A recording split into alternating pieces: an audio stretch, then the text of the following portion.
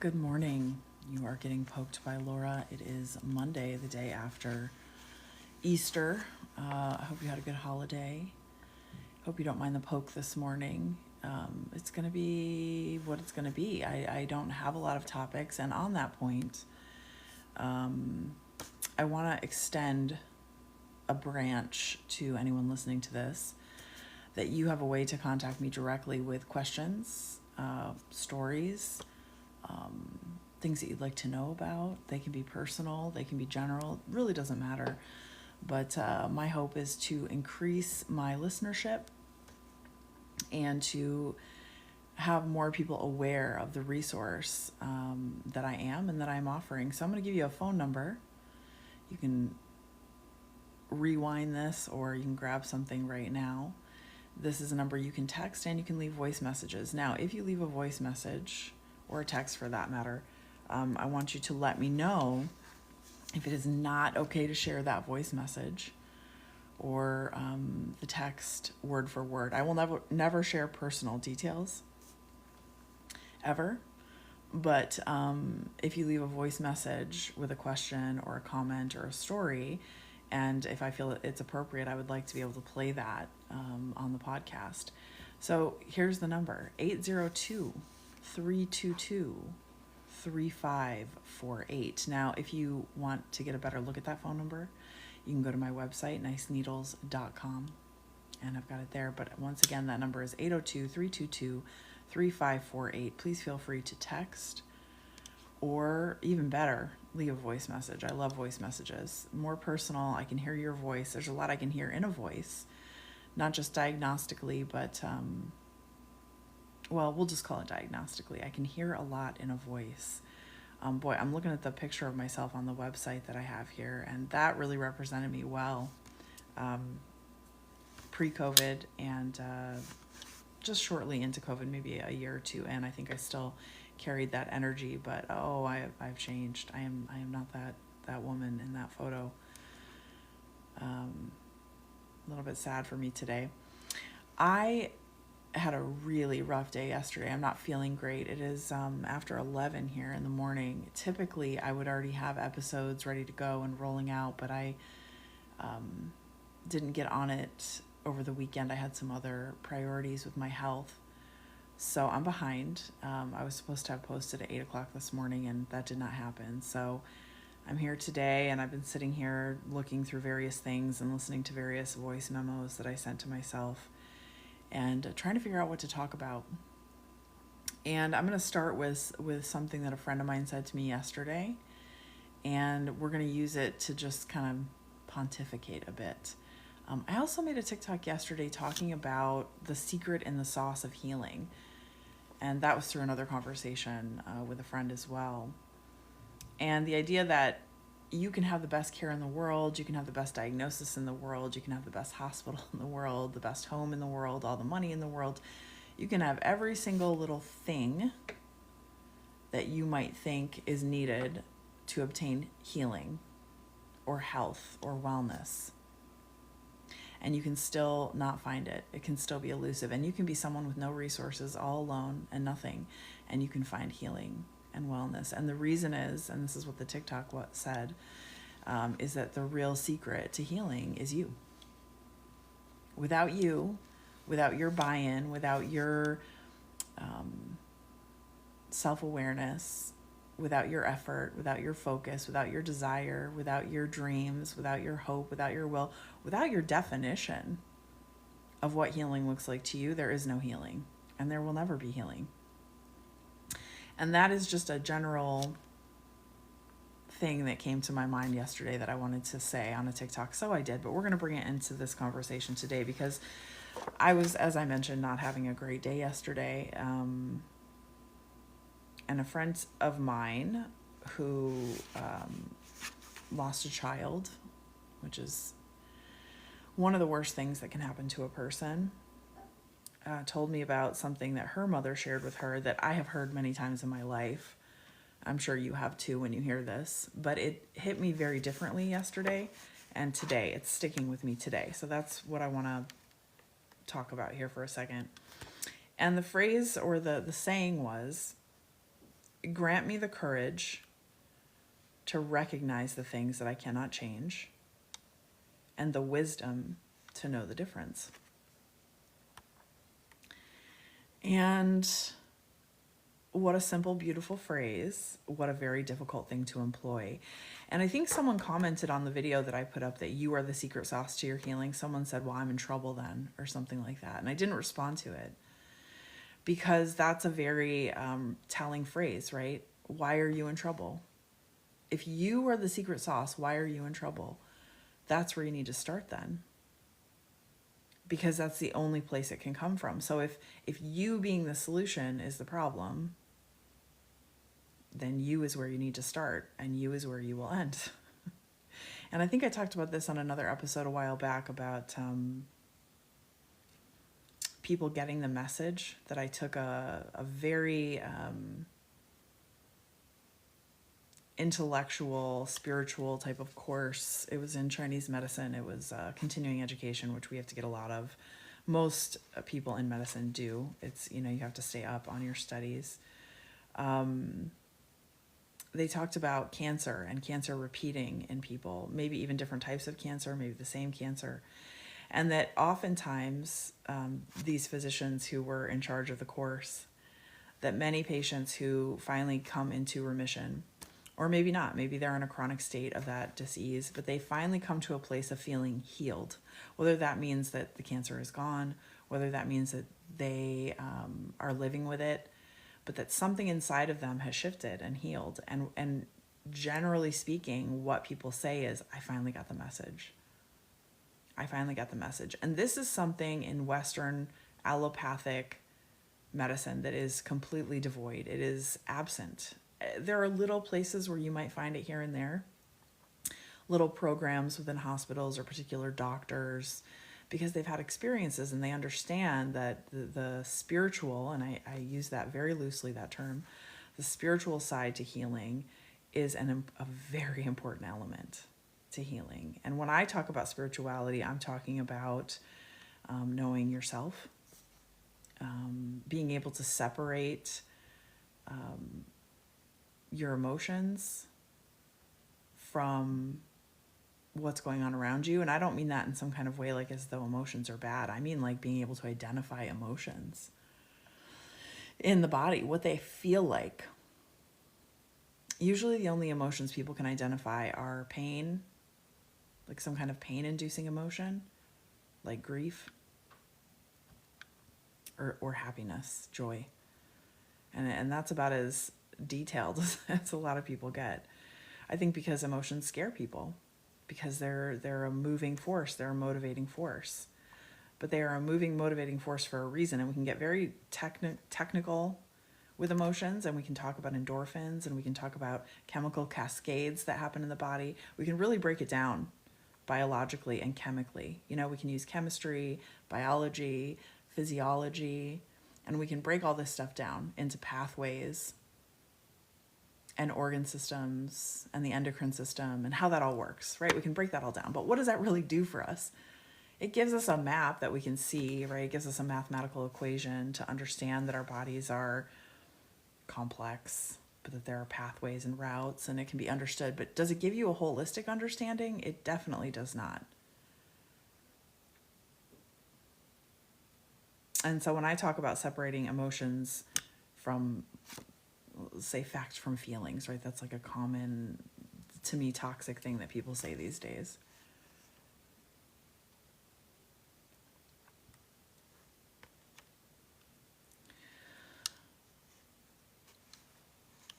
Because when you can separate, right, I like maybe that person who commented on my video that said, well, I'm in trouble then, or whatever they said. If you can recognize the feeling that's coming with that sense of collapse or that sense of powerlessness, or this idea that you're not enough, or that you're not strong enough, or that you're not capable, or that you are completely stuck by circumstance.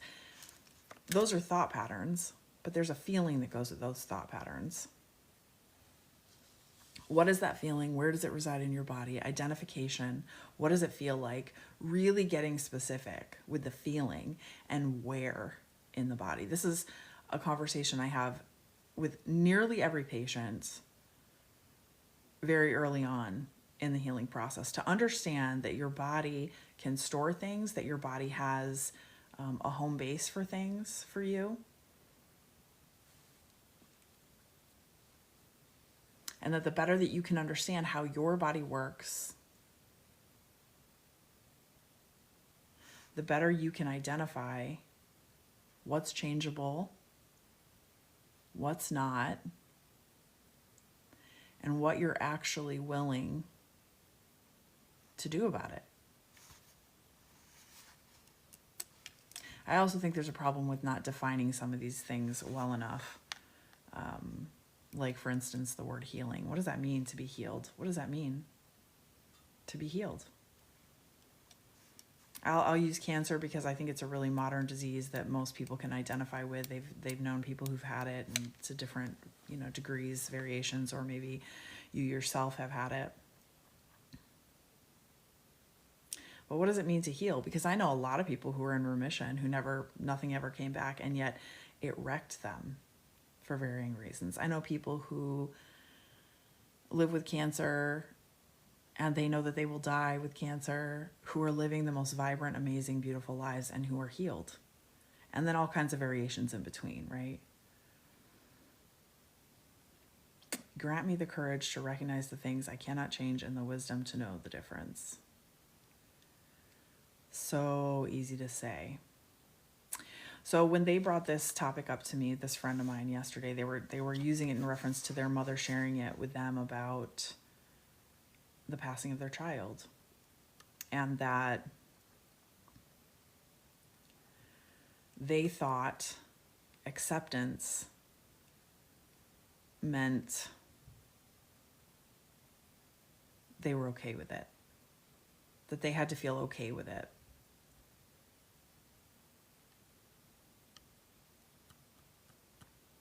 And that is not what acceptance means. It doesn't mean you're okay with it. It means that you surrender, and that's a tough one for a lot of people. To let go, to put it down, to surrender and say, I accept that this is. And I'm no longer going to push up against something that will never change. I must accept that this is. That takes courage. Grant me the courage to recognize the things that I cannot change.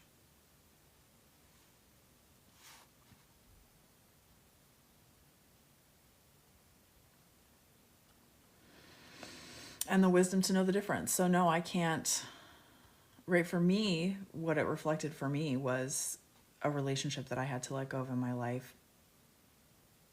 Arguably the most painful one I will ever have to let go of, which was with my mother.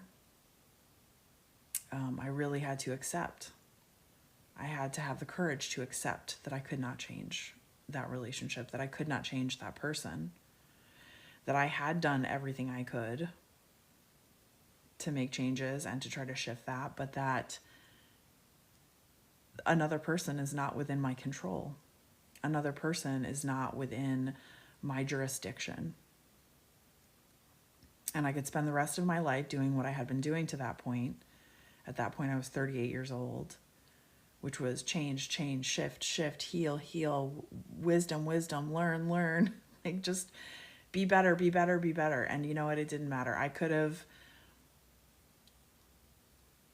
to use an Easter analogy, died on the cross and risen the next day or whatever, and it wouldn't have been enough. So I did the hardest thing to date that I had ever done in my life to that point, which was to choose to recognize that I could do nothing and to let go, to put it down. It didn't make me happy. It's not what I wanted. But I needed to move forward. I didn't want to spend my life on a hamster wheel. I didn't want to waste my time, my energy, my talent, my love my fucks on something that was never going to be different. And even if it was, it wasn't within my control.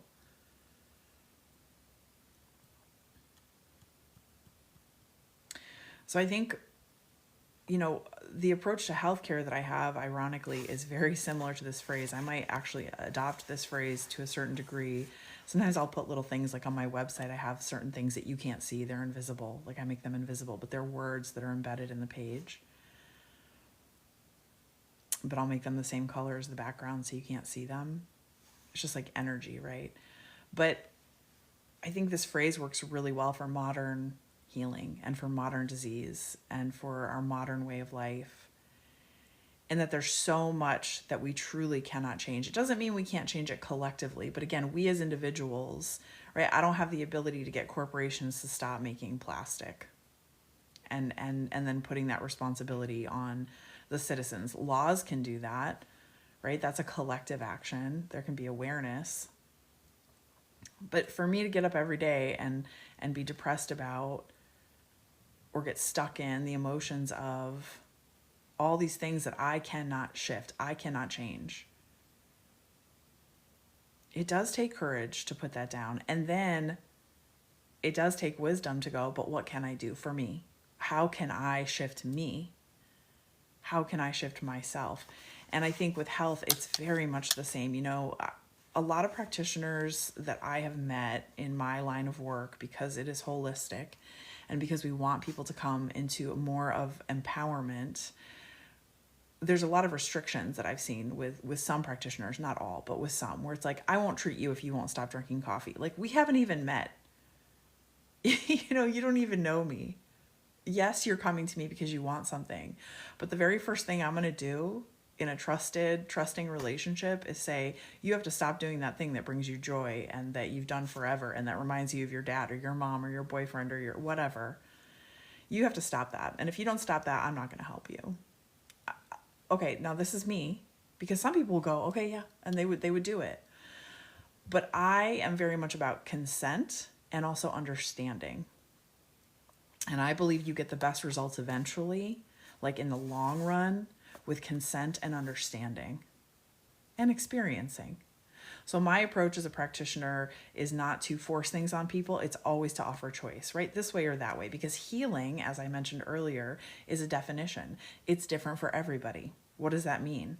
What does that look like to you? What's the end result here? What would you like to see? And then along that path, you might need the courage to recognize things that you cannot change and the wisdom to know the difference. That's hopefully what I'm there for, is to help you understand the things that you cannot change. For instance, I have people come in very depressed about the state of food, air, water, soil. So much that it negatively impacts their health and the current situation that they're dealing with, because they're walking around with this constant depression about all of these things that are not changeable. And so that is another reason I don't dive right into the hardest stuff, because this is the hardest stuff. Accepting that there's a lot in this world that is toxic, that doesn't work, that is wrong, it's really hard. But guess what? Every single day, there are things we can do to improve our situation. There are things we can do to mitigate those damages. And depending on where you live, depending on the resources that you have, depending on your own willingness, those things are going to be different for every single person. And I know that. And I know that people aren't going to live the life I'm going to live. I'm not there to make you a model of holistic health and healing. I'm not there to make your life perfect or to make you believe that it can be. But I do want to help empower your wisdom to know the difference of what's changeable and what's not just in the world, but in yourself. For instance, the air's polluted. Depending on where you live, a little better or a little worse. Not much you can do about that, but there is stuff you can do about the air quality inside your own home, the air quality inside your own car, or at your workspace. There are products that you can recognize are causing damage to that environment, and you can get rid of them and you can replace them with things that are not harmful. That's a mitigation. The same thing with your water, the same thing with your food, the same thing with your movement, and abso-fucking-lutely the same thing with your thoughts.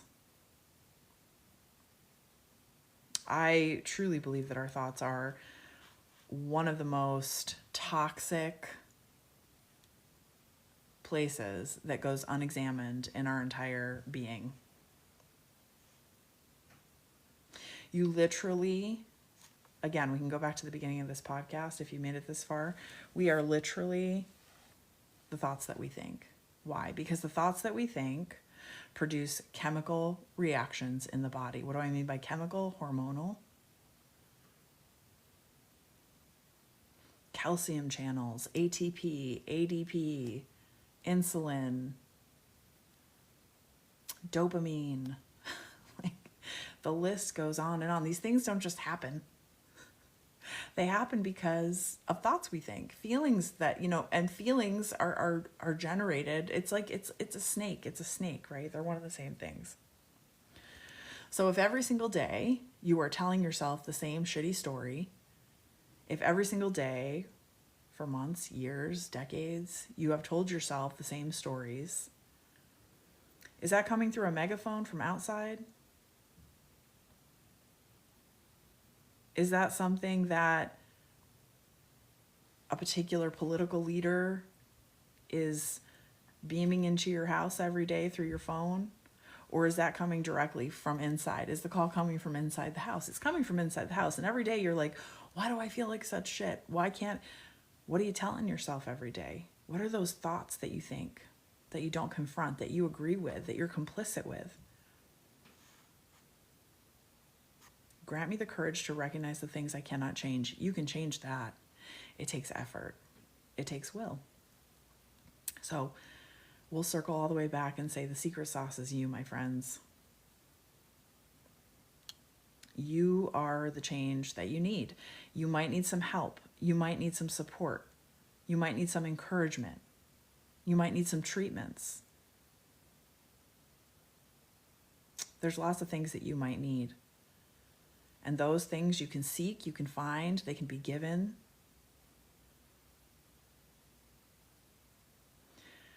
But you're the only one who lives inside of your head. You're the one who ultimately has to make these choices. You're the one who has to decide and figure out, what this means to you and what you are willing to do. So I wish you the best in that endeavor. I'm going to try to complete my healing for the day because I'm still not doing great. I'm still trying to find the courage to recognize the things that I cannot change. Not easy, even when you've done it before, even when you've done it in gargantuan, Herculean ways, like you've buried a child, or you've let go of a parent, or you have let go of a relationship or a marriage or a friendship or a career. It's always difficult. But we can choose it. We can see it. I hope you liked getting poked. Take care.